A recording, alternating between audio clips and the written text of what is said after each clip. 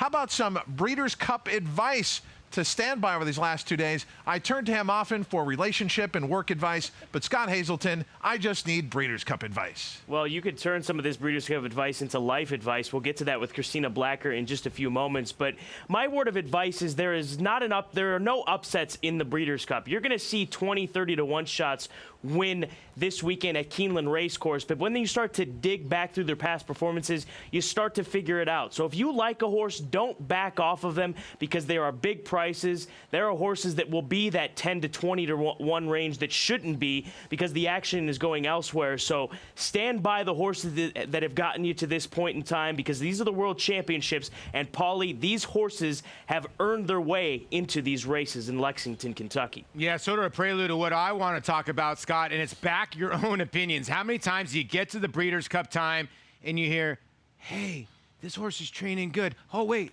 you know, I saw the trip on this horse. Hey, my buddy in Cleveland called. Back your own opinion. Because when it comes to these big days, you make a great point, Scott, in that when your horse is maybe 15 to 1 on the morning line and you like going in, the horse ends up being 25 to 1, 30 to 1, and you're wondering, why isn't the public betting? Who cares? You're getting better odds. So to me, Christina, if you like a horse, stick with it.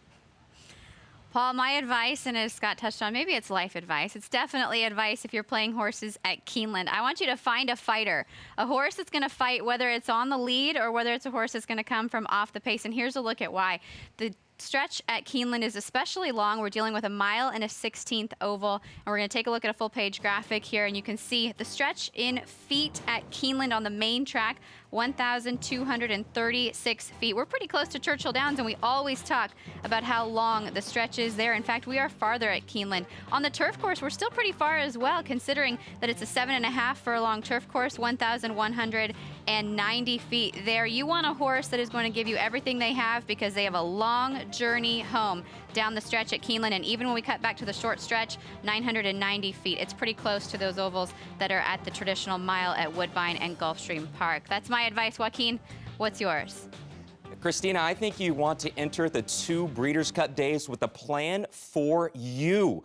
We all have different budgets, whether that's $50, $100, or $500.